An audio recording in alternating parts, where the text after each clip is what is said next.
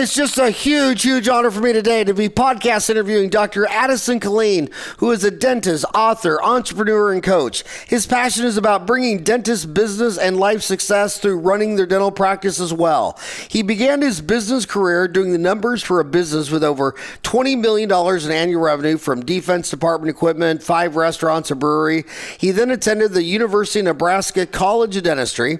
He proceeded to build a profitable network of 6 dental offices with over 50 staff and 10 dentists under the core value of treat everyone like family. In 2018, he sold out of that company to become the CEO of Dental Success Network, a disruptive company in the dental field.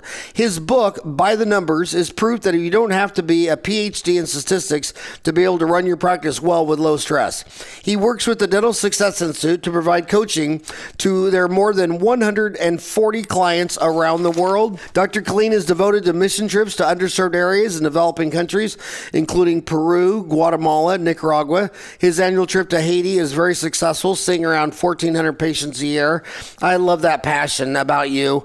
For me, there's no better way to hit the reset button than to leave your cell phone, all that, go to the developing world, go out in the middle of Tanzania or whatever, and when you work on 200 or 300 people for a week, and you see them at night and they're standing in line for the morning visit and it's just tropical rainstorm all night long and they're stoically standing there with their babies in the rain. I mean, some nights we're out there drinking at 10 o'clock at night and they're all standing in line for 8 o'clock the next morning. You feel bad that you're calling it a day. I mean, it's just it makes you realize that 99% of all your problems in the richest 20 countries in the world are all made up in your own head. I mean, it's just amazing.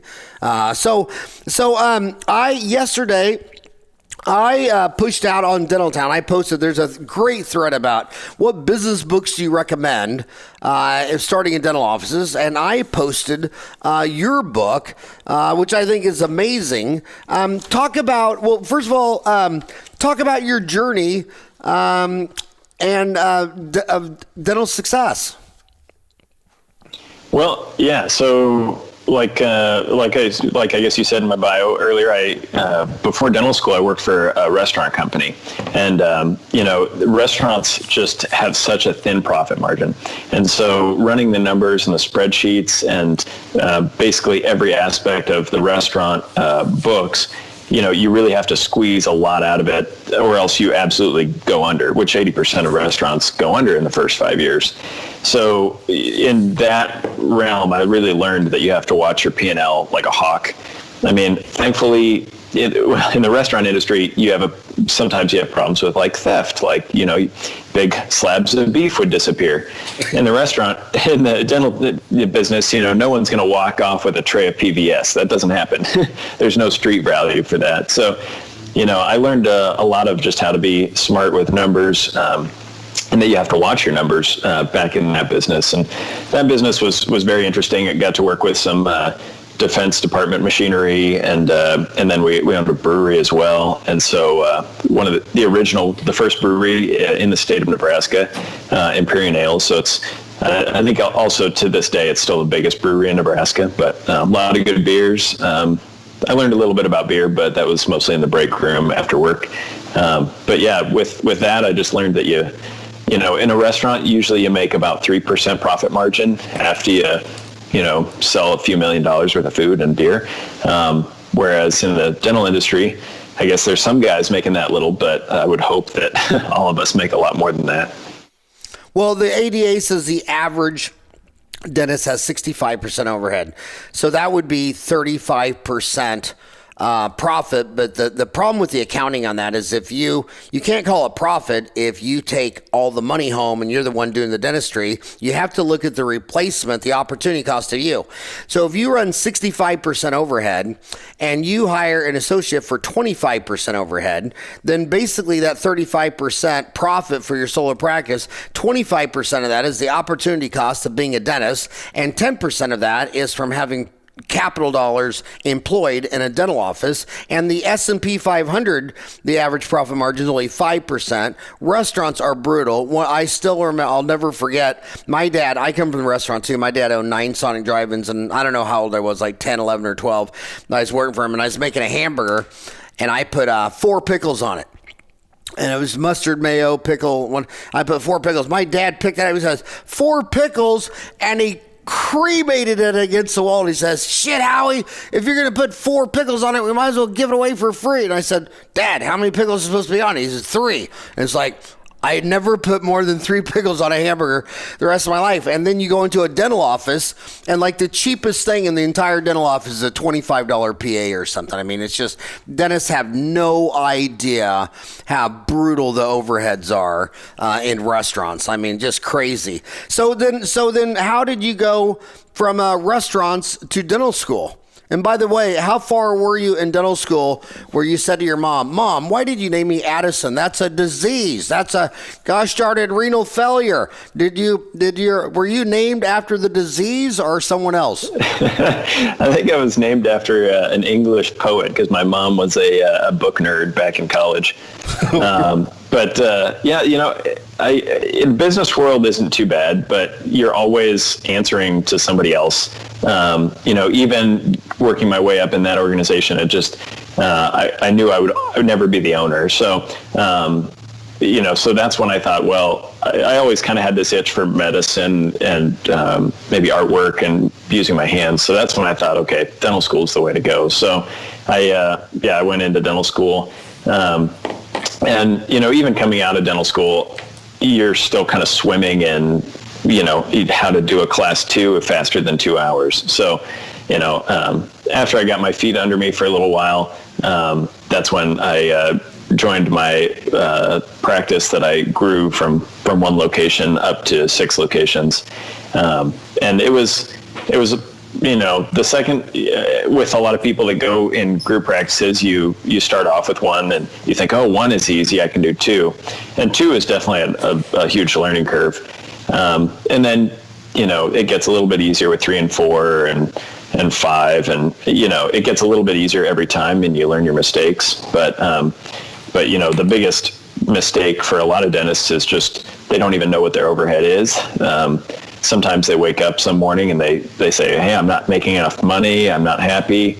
There's a reason why a lot of dentists have burnout or, I don't know, I think people will argue that there might not be a statistically higher suicide rate, but I think there is. And so, a lot of dentists, you're just not happy because either you're not doing the dentistry you like or you're not taking home enough money or like you say sometimes, your wife is spending all your money. So, hopefully if people would just watch their numbers more and you don't have to go as crazy detailed as, some of my spreadsheets, but just even watching and, don't like with your dad, don't put 4 pickles on a hamburger. Well, don't use half a tube of PVS to take a single crown impression. I'm a pretty big stickler on keeping my supply costs at 4%. And so pretty much my assistant every month knows exactly what we get to order. And it's 4% of the previous few months' revenues averaged out.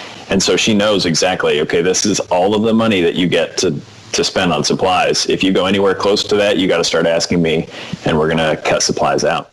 But so a couple things on supplies. When I go into offices, supplies vary anywhere from 4 to 8%. That's 100% variance. What do you think the dentists are doing at 6% or 8% supplies that they don't understand to get to 4%? I think you need to, watch where you're ordering from. I mean, there's places that are definitely more expensive, and there's places that are the exact same product but a lot cheaper. So where you're ordering and then how much you're ordering. Wait, this is Dentistry Uncensored, so come on, get brutal. Who's the most expensive? Who's the least expensive? The least expensive, like I've seen some warehouses out of California that are really good, that have been given really great deals. Net 32 is pretty darn good. Some of those vendors there, you pay an extra shipping charge, but the vendors sell almost the exact same products as the big names. The big names are probably the most expensive because they have the most overhead. If you're employing mid-market reps and group practice reps, and you have people driving around to your offices in fancy suits and ties and spiked up gelled hair, you're paying all those people. If you're ordering from somewhere that doesn't have all those staff, you're going to save a lot of money.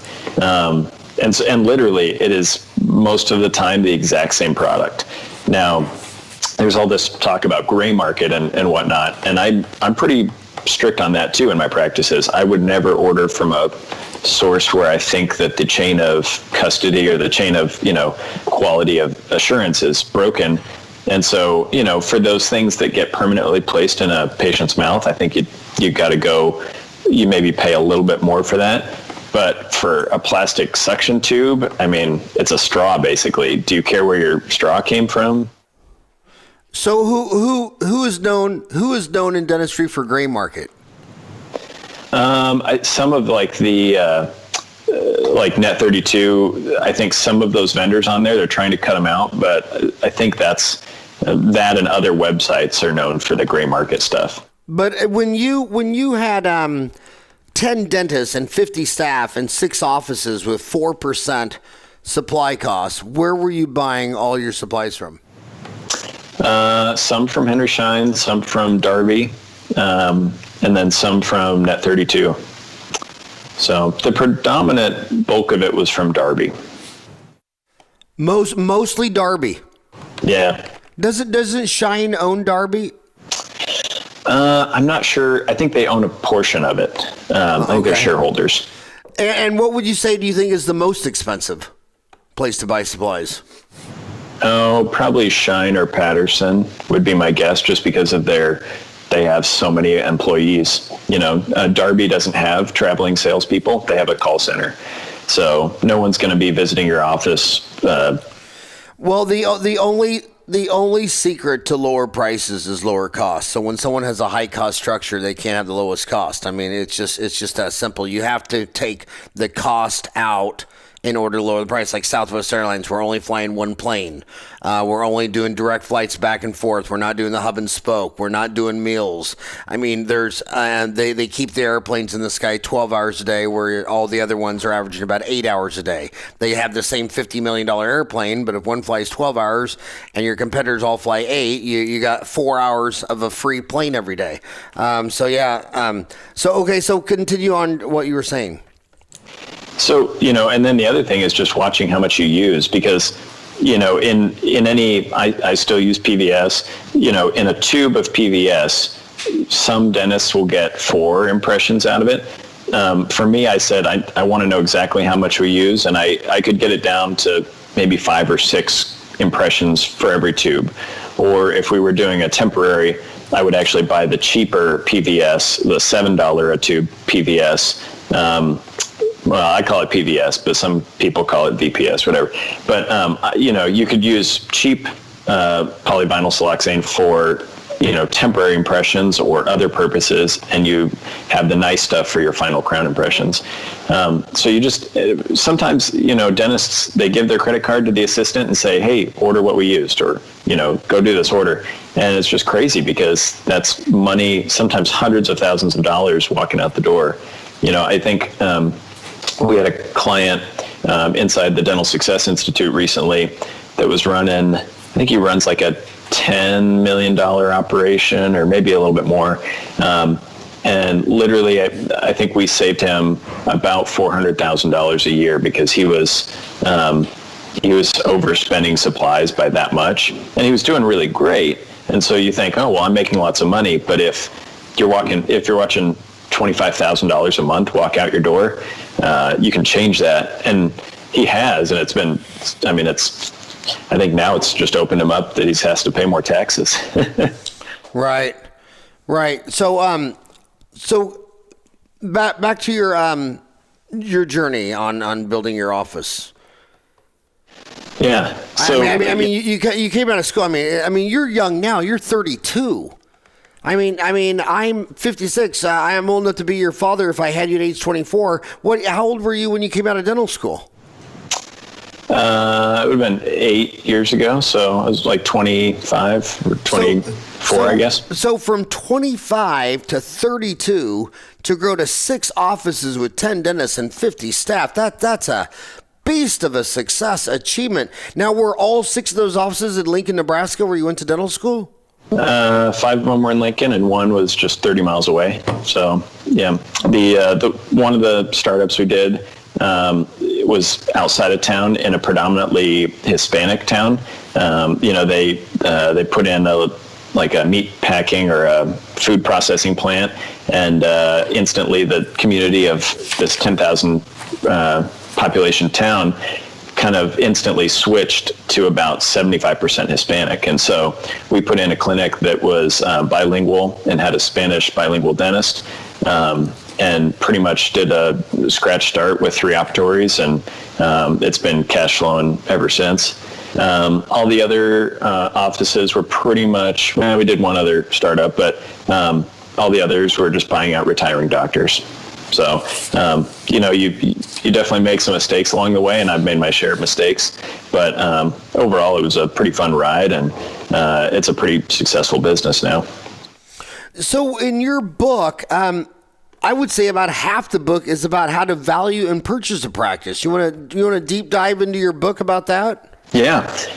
So, I kind of wrote this book because there's a few things that kind of annoyed me about coming out of school and trying to see. There's a lot of kids that still come out of school, and there's thick textbooks on how to run or buy a dental practice, but I wanted the most simplified method and how I did it.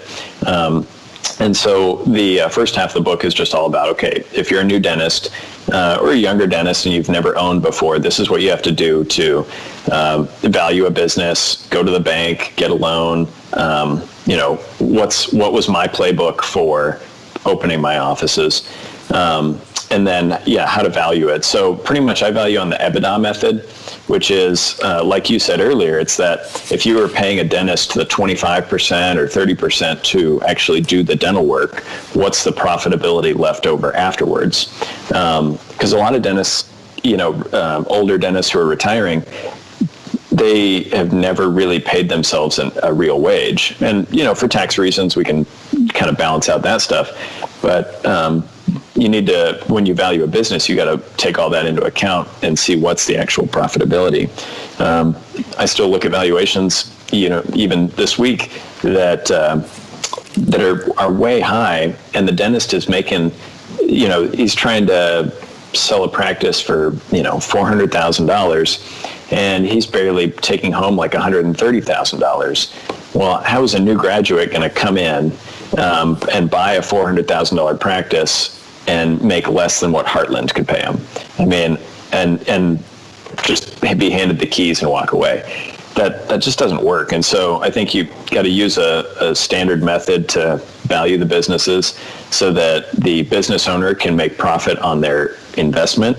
And they can also, if they are the primary provider, the dentist in there, that they can also make their money as the dentist.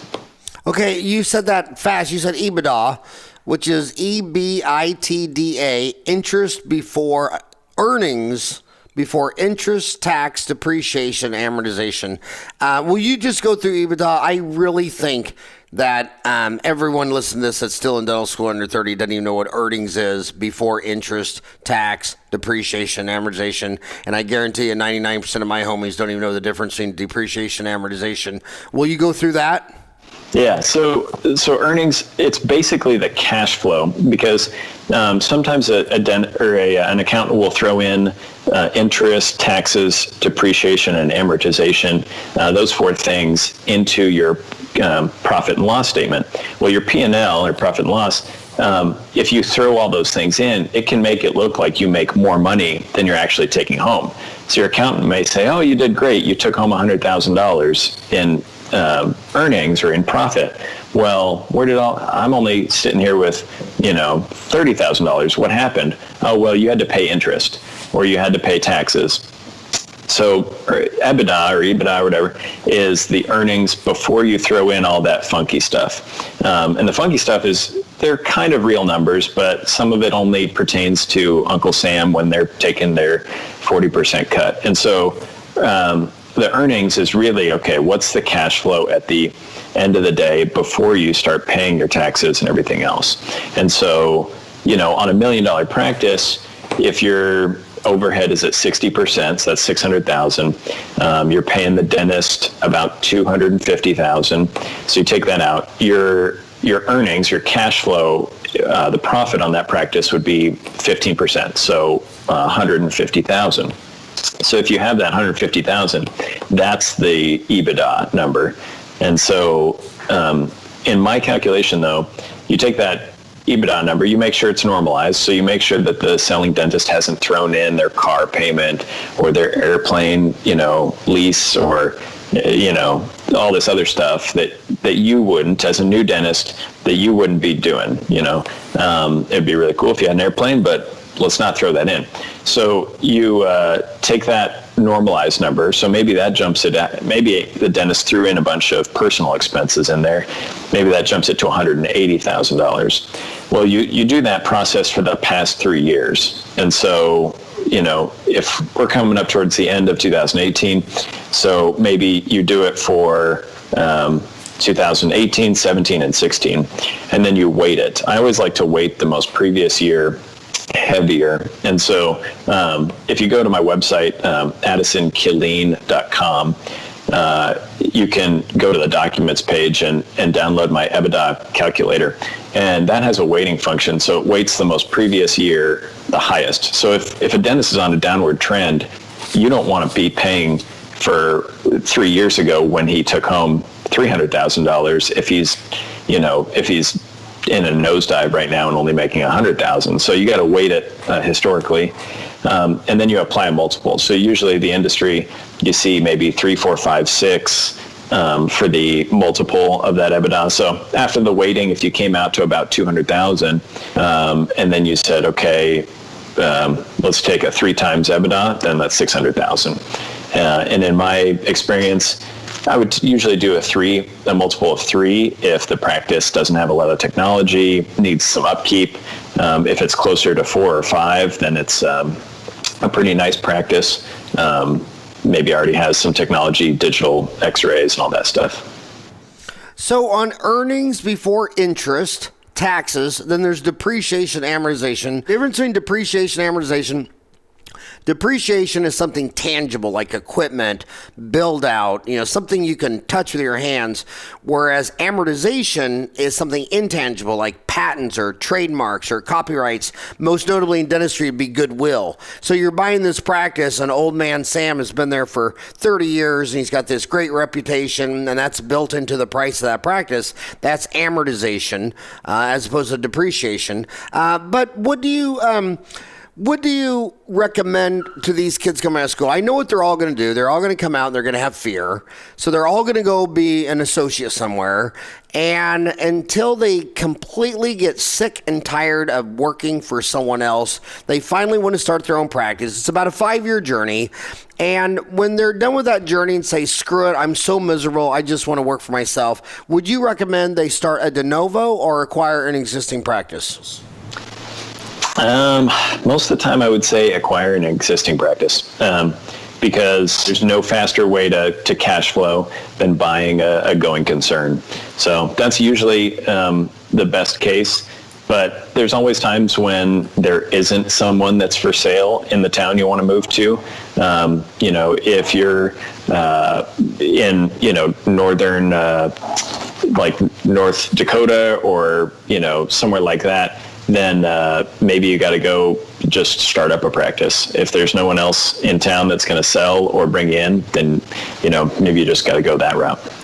So we're talking about your book, By the Numbers, A Guide to Buying and Running Your Dental Practice, by Addison Killeen, DDS. about the first half of the book is about acquiring a practice and how to value a practice. And the second half is really amazing also. It's about how you use 26 main indicators on a dashboard to follow your practice. I wish you would go into that. I wish you would deep dive into what 26 indicators are you using to run. Yeah, so like the biggest things, like any Harvard Business Review or any business book will say you need to have a dashboard for your company. And so for me, I thought, okay, if I were to boil down to the least amount of numbers that I could look at and get a pretty healthy view of what my practice is doing, what would be those things? So I came up with 26. And so they're, half of them are leading indicators. So they tell me, okay, where is the ship going? And the other half are trailing indicators or following. So I call them leading indicators, LPIs, and then key production indicators, KPIs. So, a few of the leading indicators, which sometimes us dentists, we don't track. Well, we don't even look at, but we think, no, I'm booked out 3 weeks, I'm doing great, or my schedule's not full, what am I doing? So one of the leading indicators is number of days to the next new patient. I think you and I both know if you don't get a patient in within the next 7 days, they're calling the next office to get in somewhere else. And if you're booking them out 21 days, well, that's great, but they have a really high rate of not showing up for that appointment. So okay, so you're calling that a leading indicator, LPI, and what's the LPI stand for? Leading production indicator. Production indicator, and then the other one is a KPI. Yeah, and key production indicator. And KPI is kind of the term for that, like the Harvard Business Review would use for their business statistics.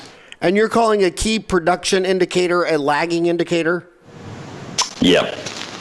Okay, so when you're talking about, we're going to start with LPIs, leading production indicators. Your first one is days until next appointment is available? Yeah, for new patients, which, in my arena, I guess I always put them in the hygiene schedule first for an hour and a half. And so for me, I would always track, okay, how many days until I have an hour and a half block in hygiene to get them in with a hygienist for their new patient appointment. And what would be on a letter grade, A, B, C, D, F? What do you want to see on days to get in a new patient? And then what would be like an A or a B, and what would be a C, D, F? Under 7. So if you're at 1 or 0, that's probably not great because you aren't filling the chair enough. If you're at 2 to 4, that would be pretty darn good. But if you get over 7, that's pretty much a D or an F, because if you're scheduling more than 7 days out, there's a higher likelihood that their patient's going to put down the phone and call up a different office, or they're going to say, oh yeah, put me down, and then they're going to either forget about you or call the next office anyway. Yeah. So go more. You said half of them were LPI's leading production indicators. Your first was days to new patients. What are more? Yeah. So another one would be your no-show cancel rate. So, for me, when I started tracking it, it was 8.5% or so of patients would either cancel within 24 hours or just not show up to their appointment. I started tracking the number, and I started empowering my staff to come up with ideas to handle it. And so, we use Open Dental. So there's a function where you can throw in, write emails to all of your patients that day and just basically say, hey, Julie, we're looking forward to seeing you at 2:00. See you then. And just another touch point earlier in the morning, because at that point we didn't use any patient communication software. And so just another email dropped the no-show percentage by like 2 points. And then, other ways that you can get it down would be to have better scripting, a better recall process. But I think the goal should be to be under 4%. I think there's some people that think you can get it lower than that. I think with today's society, you think you're old. I think I'm old because I just get pissed off when people don't show up. And so, that's just, there's nothing more aggravating than, they say they're coming in for a big appointment and then they just don't show up on you and they say, oh, I forgot. And so part of that's just scripting, part of that's having more touch points, but that would be another leading indicator. What I love about Dentistry Uncensored, I just call it is what it is. I mean, I like it when you give names, names. And, so many people want to do all these softball interviews where everything's fuzzy. I want to get brutal. Another brutal one is you talked about open dental. And a lot of people don't want to say anything negative about anybody or Dentrix or EagleSoft or SoftDent, but it's Dentistry Uncensored. Why did you go with open dental and not the 400-pound gorilla out of Provo, Utah, Dentrix, or the second biggest one, EagleSoft, owned by Patterson out of Effingham, Illinois? Why did you go with open dental out of Oregon? Basically, it's just the functionality, being able to change so much about it. Like when I came out of school, I found it was at the practice that I actually worked in, and it was just really good. I used Dentrix. Dentrix is fine. One of the practices I bought used EagleSoft, and I switched away pretty fast. The less amount of clicks that it takes to do something, the better. And being open source is just super nice. I mean, it's open source to a degree, but just being open with the data, and being easy to allow other modules to attach onto it. Modularity of the software. I think I've even, in the past week, I've seen someone messing around with doing voice charting for it, where you can actually say, teeth number 1, 3, and it would highlight it, and then it would go in and you could say missing, and it would delete it out. And so just having that open ability, it's really gained a following. I've never met Nathan Sparks, but I think the whole philosophy of the company is just pretty darn good. Did you see, I podcast interviewed him, Nathan Sparks, and I'll tell you what, he didn't even want to come on the show because he doesn't do any advertising, and has explosive growth. And he says, I don't want to draw any attention. I told him that, come to the county meeting. He's like, well, I'm afraid if I came, a bunch of people would sign up. I mean, him and Nathan works all day, every day just to grow what they're growing. And I'm telling you that, you talk about open source. That's why everybody likes it. That's why all the call centers like it. Everybody likes it because it's open. You can program to it. Have you actually hired a programmer that programs some module or some step to it for your own benefit? Yeah, we did. We tied all of our locations together in one database. And so that was a little bit of a headache for a while. Now it's really cool. I mean, any patient can call any of our offices. They just say which doctor they want to see, and you pull up their chart, and it ties it together from a phone system standpoint. It makes it pretty easy. But yeah, I paid for some of that stuff, and for a while I was testing out some other softwares. I've probably thrown $30,000 to $50,000 away at people sitting in their pajamas in Europe or wherever, just for that software. But overall, though, I mean, I wouldn't, I actively tell people that they need to go with open dental. And when people, and the other thing, I think people sometimes think, and I'll be super honest, that they want to go cloud-based. Well, cloud-based for open dental or for any software is just a recipe for disaster. Because if the internet goes out, your handpiece still runs, but you don't know which tooth you're going to be working on. You can't take x-rays sometimes. So I've been on calls with private equity people that, are owners of some cloud-based software. And I just tell them, like, guys, I don't know how you're going to compete. No one's like, from my experience, you can totally back up your server into the cloud, but having a cloud-based software isn't really ever cheaper, and it's probably not a good solution for 95% of dentists. Okay, so we were talking about LPIs, leading production indicators. You talked about days to schedule a new patient in. No show rate, you like at 4%. What would be more? So that would be like the days to next new patient. That would be on the hygiene side. The other big one to watch the schedule would be the number of days to next rock appointment.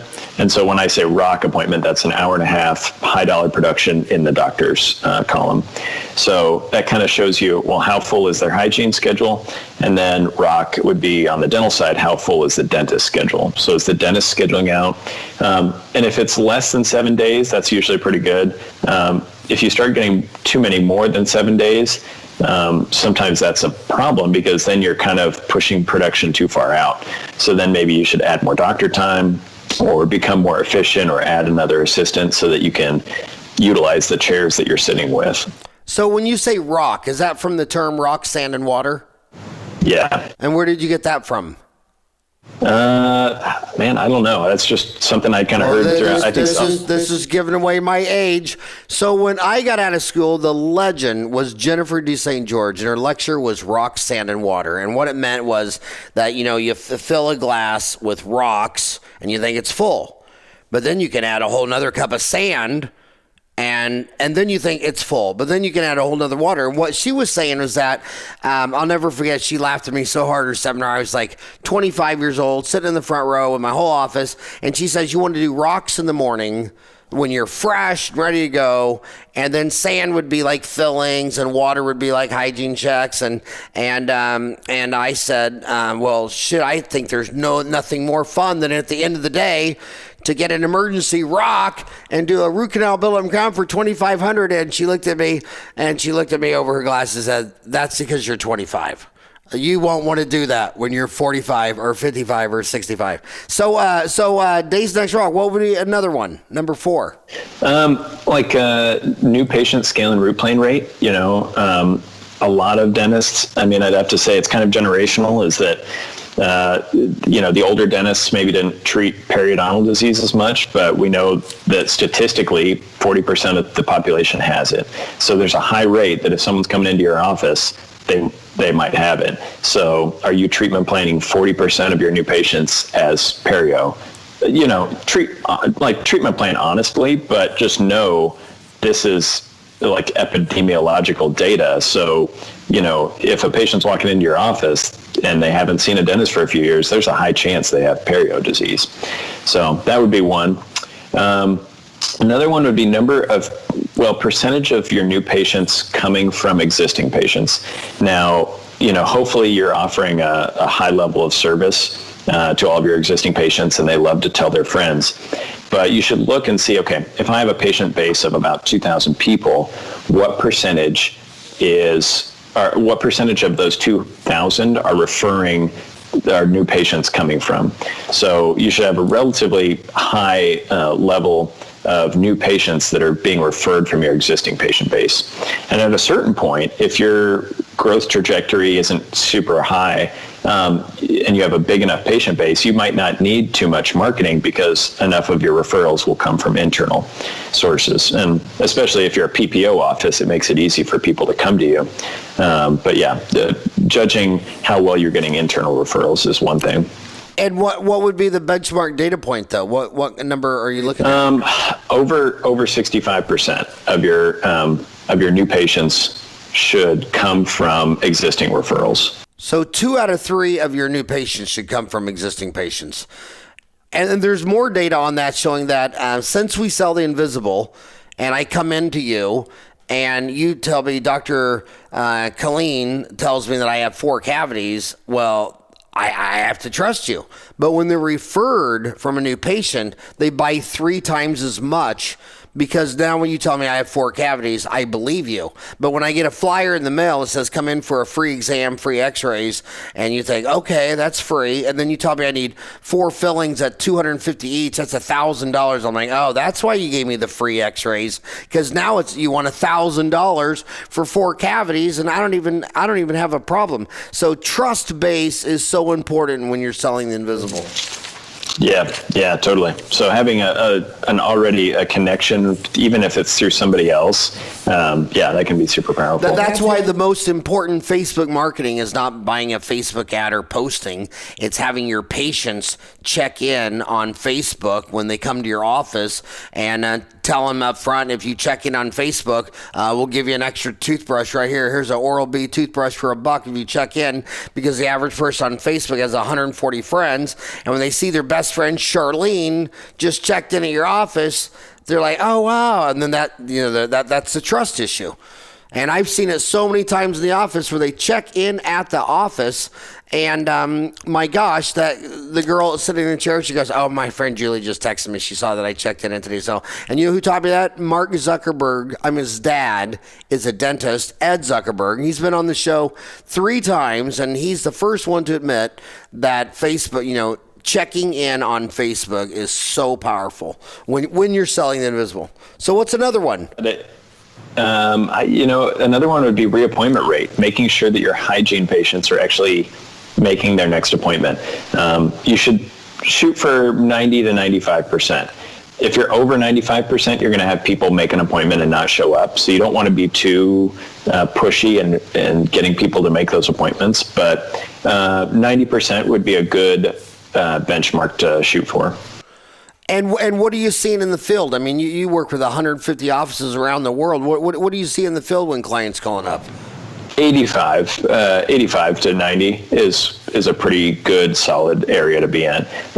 If you do a really good job, it's also tough because some patient bases have been trained that if they don't make their appointment today, they're going to get relegated to the bad times of the day 8 months later. And if they want to hit 6 months, they got to make it today. So there's some clinics that do a really good job and they're probably 92, 93%, or maybe closer to 95. But, and then the bad ones, there's some that are at 50%.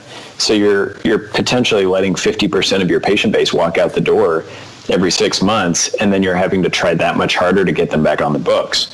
Whereas if you and I already make an agreement that you're going to come in for your hygiene appointment in 6 months from now, you have a little bit higher rate of feeling like, oh, I'm not going to make that. Let me call in and I'll change it.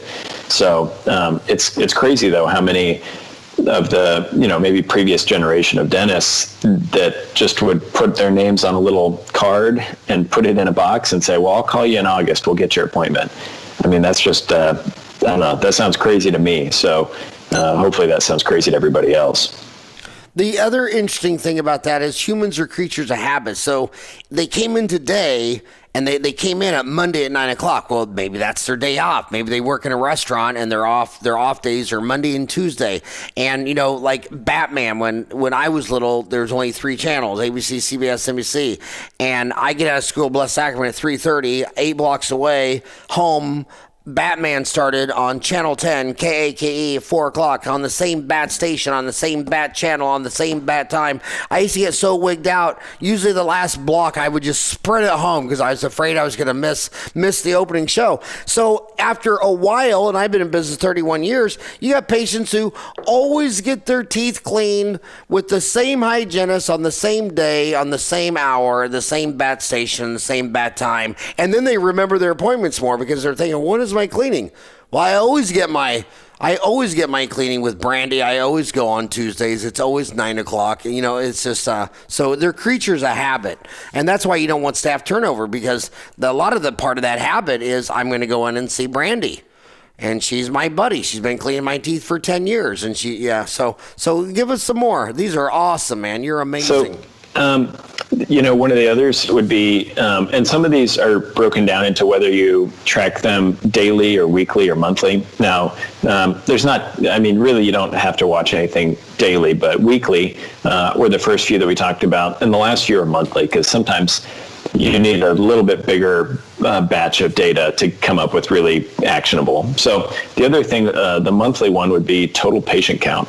So is your patient base growing or shrinking? Now, Open Dental will help you figure that out, but also, any statistics reports that you have out there, there's the big players or, Dental Intel or Divergent.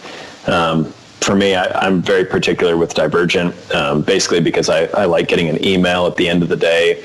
Well, it's like 8:00 at night. After I put my kids down, I open my phone, I have an email from the analytics Divergent.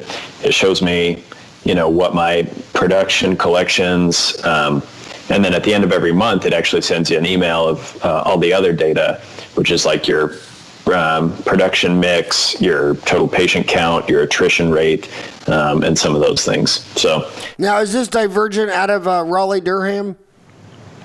No, Divergent is based out of Texas somewhere. What's there's got to be more to their name. Is it Divergent Dental? Yeah, Divergent Dental. So basically, it's an analytics service where they hack into your Open Dental database every day, and they send you emails after the end of the day with your production and all that stuff. And then they send you an email for your morning huddle at like 5:45 a.m. so that all your staff can get all the statistics on that day's patients then too. So. And who's the CEO of Divergent Dental? Kevin Rawson. So super smart guy. His dad's a dentist. So his dad is very like tech up to date.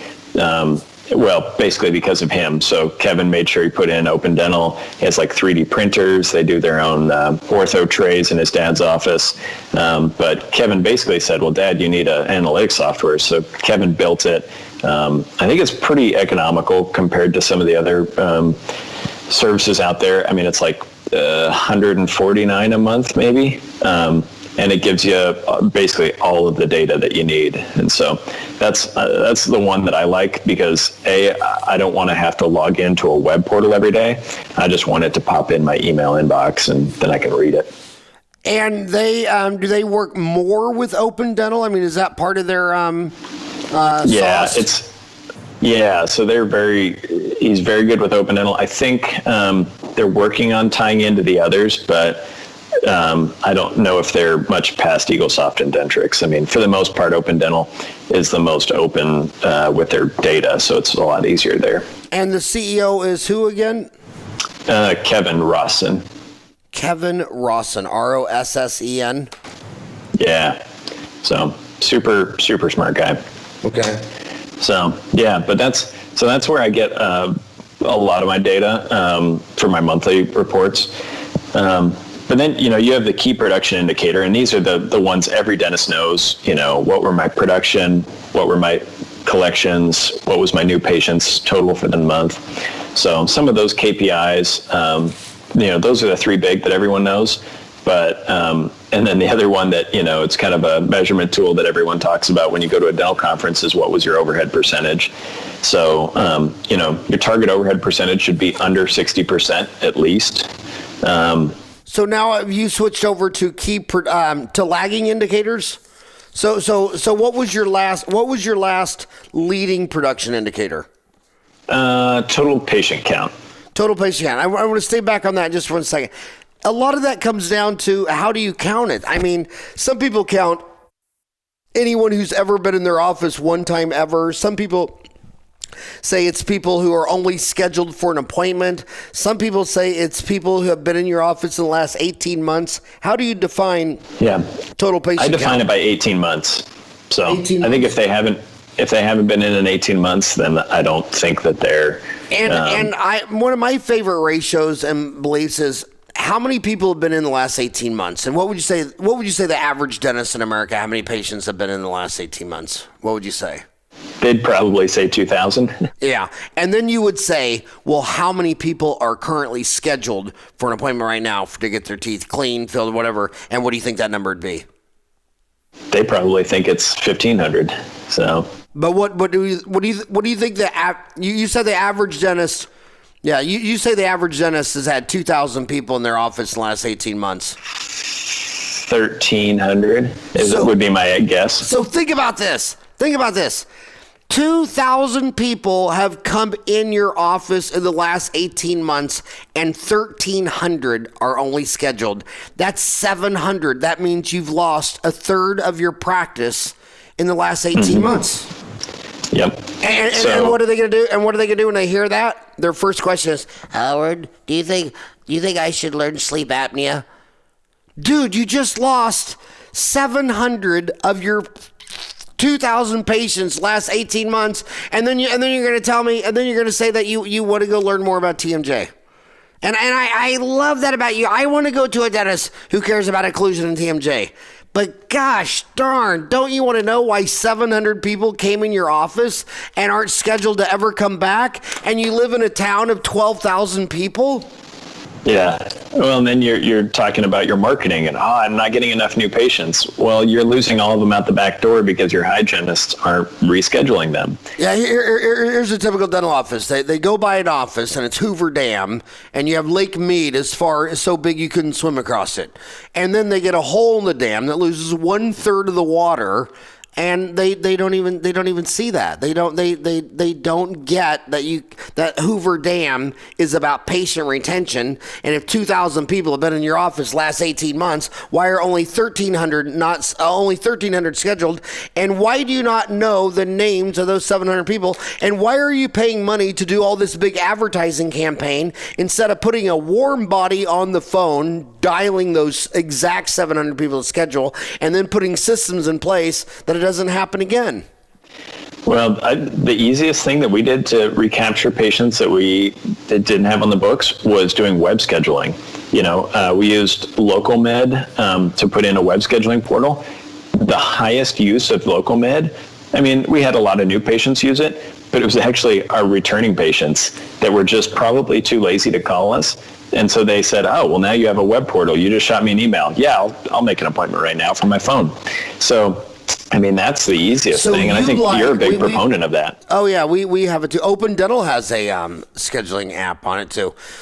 And LocalMed, and you know what? I've lived through this rodeo before, because I remember when me and Dad were little, when I was in high school, we used to laugh when they were rolling out these ATM machines. We're saying, what idiot would use an ATM machine when they could go in there and see Charlene and get a free sucker? I totally did not see the ATM machine, either to my dad. But these millennials, I talked to these millennials, they would rather pay online. They would rather schedule online. They actually would prefer not to deal with another crazy monkey. Plus, I call you up to make an appointment, and the first thing you say to me is, I'm sorry, can I put you on hold? And now they're sitting there for 5 minutes listening to elevator music, and when they could have just gone online and made their appointment. So it's a millennial thing. Millennials really don't see the pluses of needing a human to do something. They'd rather just do it digitally. And that trend is only going to get bigger. Yeah, I totally agree. So, so let's see. Are you friends with Divergent? Are you friends with Kevin Rawson? Yeah, I'm friends with him. Well, have him email me. I want to get him on the show. You're recommending him. I want to get him on the show. Yeah. Smart. He's the one that told me. We were trying to dig through some data recently, and I kind of had an issue, and I said, okay, is it more important to get a regular new patient in the door in the hygiene schedule, or is it more important to get an emergency patient into the doctor's schedule? So he ran the data through hundreds of practices, like all of their databases, and he figured out that an emergency patient was on average worth about anywhere between $800 and $1,100 within the first 6 months in actual dollars collected. Across the country, every dental office, whatever. So the highest dental offices of the emergency, if you had an emergency code, they collected $1,100 off you. The lower ones are like $800. But a regular new patient, on average, was like $600. So when people say, oh, I don't want to see emergency, I don't want to market for emergency dental services or anything. No, you really do, because that's worth a lot more money.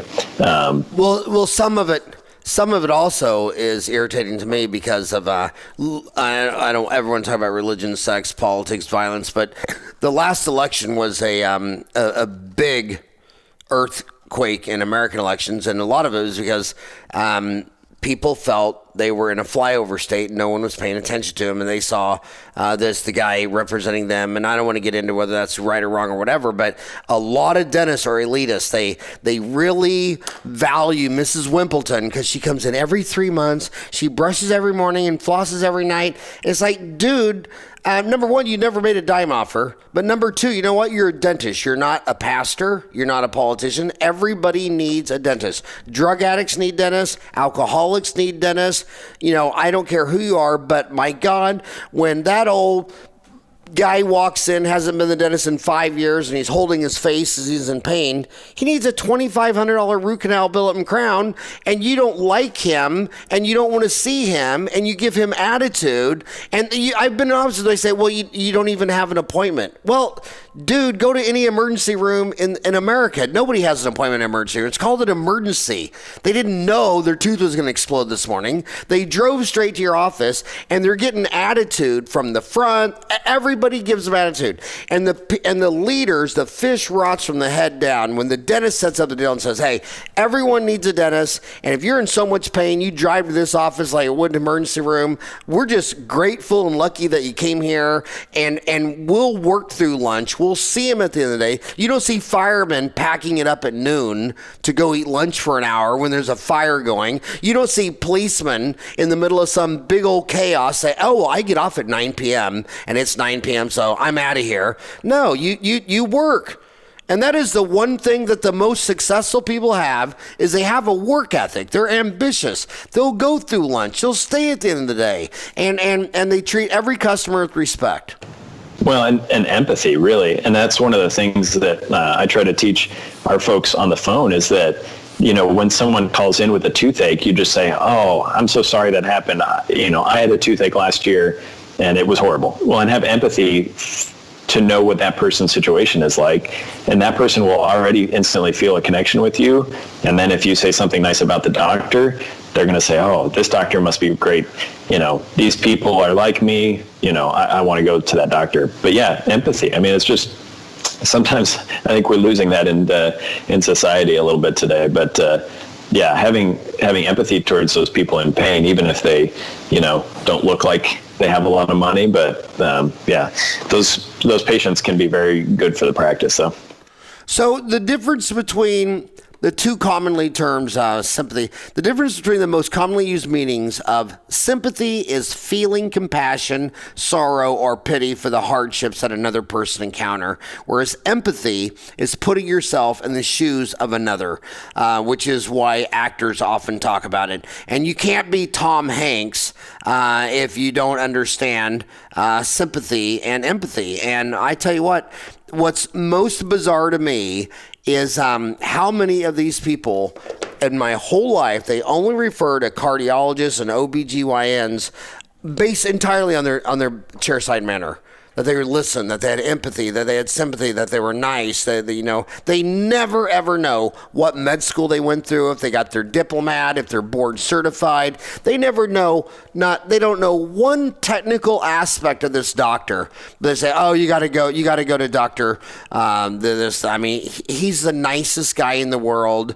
And it's like, wow, you're getting a bypass and you don't know this guy's going to flay open rip out your sternum, and you don't know any technical thing about him, just other than he's nice, and that's the only thing that matters. I'll put all my money on the dentist who's got empathy and sympathy and chairside manner, not technical skills. I don't care if you got your MAGD, FAGD, I don't give a GD.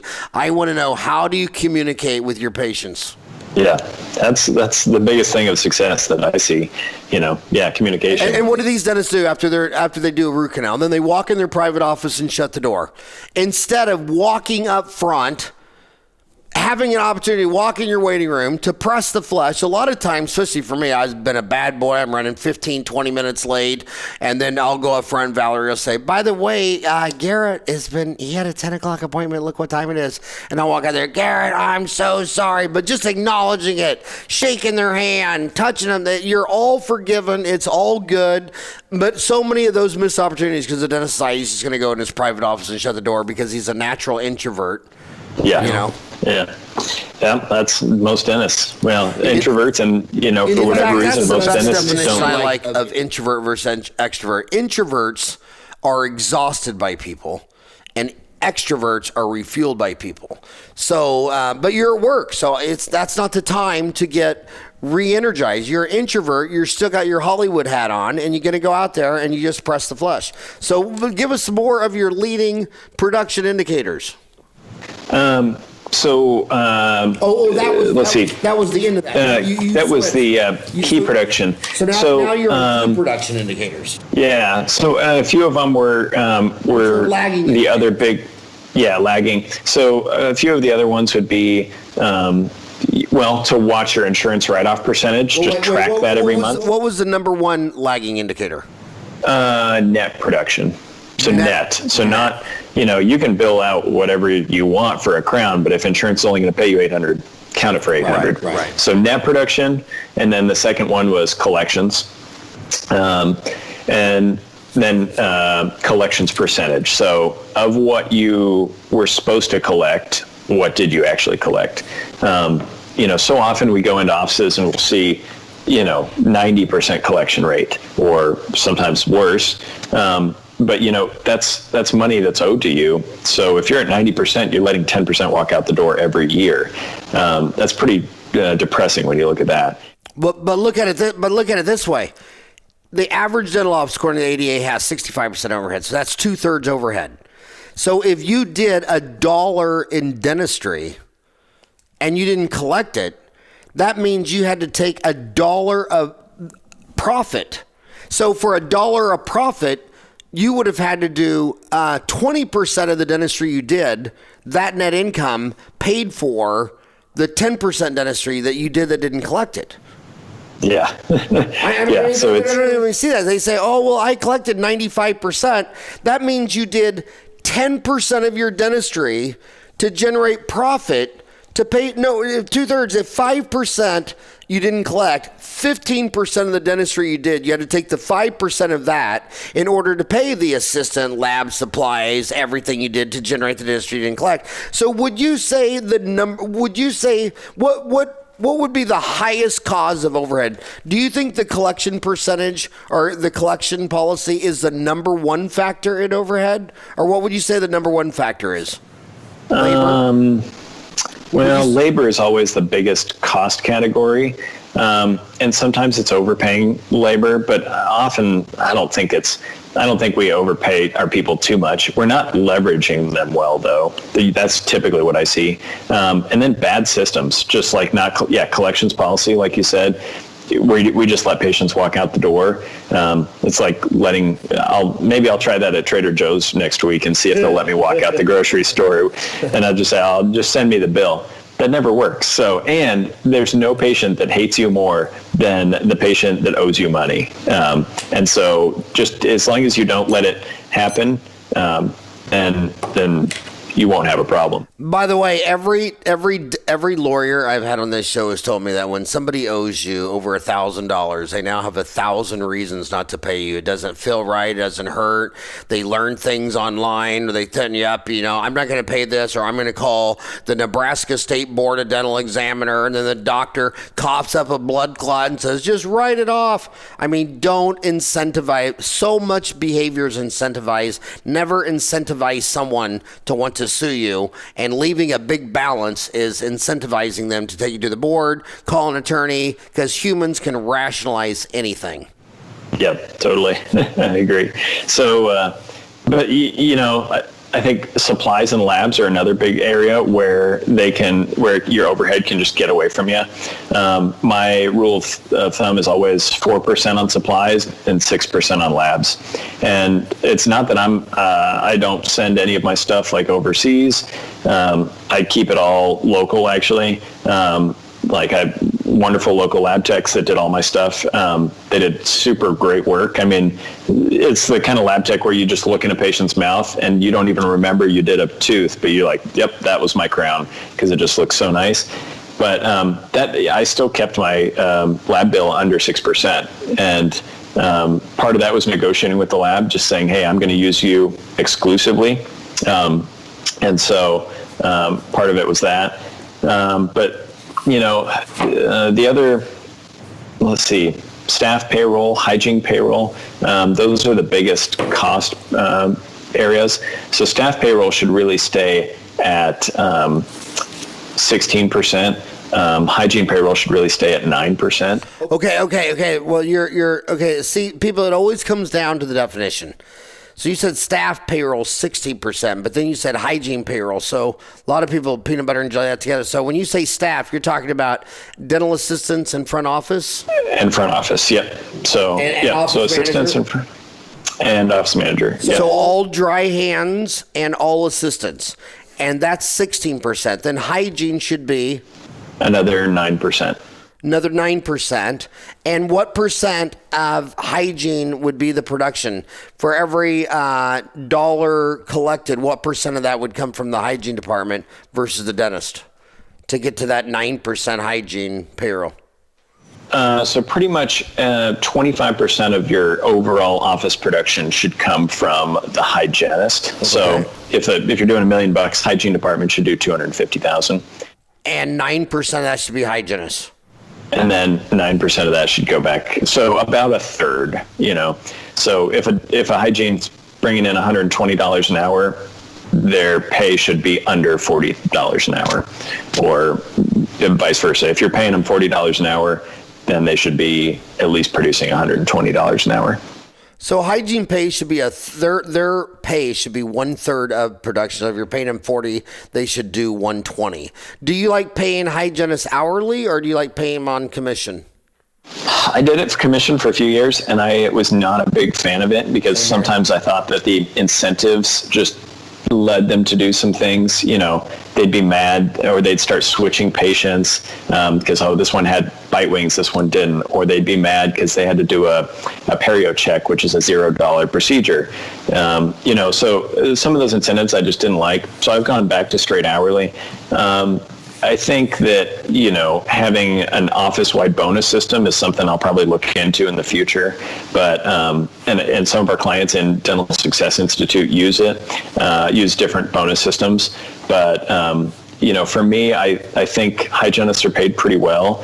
And a lot of hygiene tasks aren't associated with production. So keeping your instruments sharp, just helping out around the office. I found when I paid them on production only that it led to just some other, they just didn't want to help out, or they would show up late because they're not getting paid to sit there every minute. They're only getting paid to produce. And so some of those things I just didn't work out as I thought. And so that's why I moved away from that. Same exact. You stole all the words out of my mouth.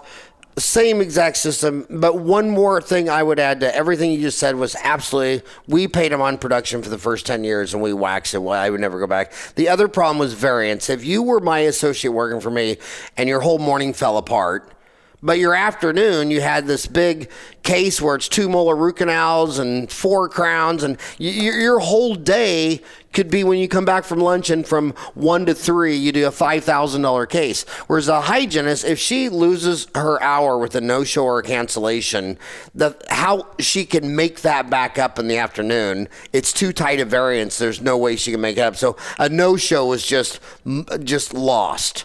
It's just and again, it was bad on morale. They wouldn't want to help out. And also on the bonus system, I just want to say one thing about bonus systems.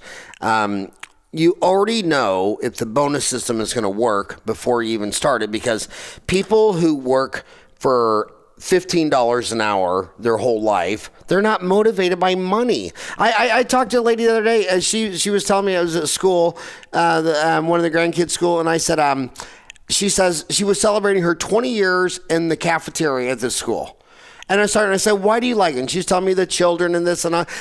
When you're the cafeteria lady for 20 years, you love the school, you love the culture, you love the kids. So going into there and doing a bonus, whereas you find someone like a dentist, like an associate or an office manager. So bonuses only correlate to how much money you're making. Like a $25 million bonus for a guy at Goldman Sachs could change the whole company's balance sheet. But giving a bonus to all the support people, you might not measure anything. So the more you make, the more bonuses are effective. And you're not going to take a $20 an hour dental assistant and put in some bonus system that's going to change your whole world. So you could do little things, or little bonuses. But I tell everybody, if you're going to do a bonus, put it all on the office manager. Just put the whole damn thing in the office manager, because she's the one thinking about dentistry on her way to work, working through lunch, at night, running reports on weekends. I would put the whole damn bonus on the office manager, and then with the associates, I guarantee you're not going to pay them hourly. And also, one of the biggest mistakes I see with associates is that the office will pay for the lab. It's like now they have no incentive. When the office pays for the lab, they're always using someone that's charging $150 for a crown. And then when you say, "Oh no, I'll split the lab bill with you," now all of a sudden they fell in love with Glidewell. It's like, well, why was Glidewell not on your screen when I paid for it? And now that you pay for half of it, so you got to have skin in the game. And the associates make a lot of money. The office manager makes a lot of money. Those people were, but what did you on associates? You talked about staff payroll, dry hands on deck up front, assistants, office manager, and assistants 16%, hygienist 9%. What about associates? I kind of count that outside of the overhead, because I think paying the dentist is outside of what I had. So if your overhead's at 60%, you pay the dentist probably another 25%. So you pay them a little bit on their hygiene and, 28 to 35% on their own dental production. And 25 to 20. So did you pay the lab bill? In my offices, I always did. Yep. So as long as they used approved labs. Okay. Approved labs that you negotiated with. Yeah. So, yeah. And I figured I paid, what I paid all my associate is 28.5% of net production. And so, yeah, we would pay the lab bill. That's the Midwest. I'm sure people in major markets like Boston and whatnot would be freaking out if they thought they couldn't live on 28.5%. But in Nebraska, it's pretty good. Yeah, and it's also not net. I mean, I'd rather work for 20% and take home $300,000 a year than work for 30% than take home $100,000. The other thing I want to I can't. I'm sorry, I've gone so overboard. You gave me an hour of your life. I'm already an hour and 15. One last question is on the dentists. Just don't. They're so nice and they're so gullible and they're so shy, and it's just such an uncomfortable conversation for them to call their lab and say, "This is the fee schedule. I want to negotiate a deal with you." But you just got to be a businessman. You got to be transparent. And successful people are the ones most willing to have the highest number of uncomfortable conversations. And another one is back to this PPO. Do you recommend PPOs? Do you ever call PPOs to negotiate fees? Yeah, I've used a few services to negotiate fees for me. I figured that wasn't my wheelhouse, so I think I've used Unitas was one of them, and I can't remember the other one we used, whether it was like Veritas or something like that.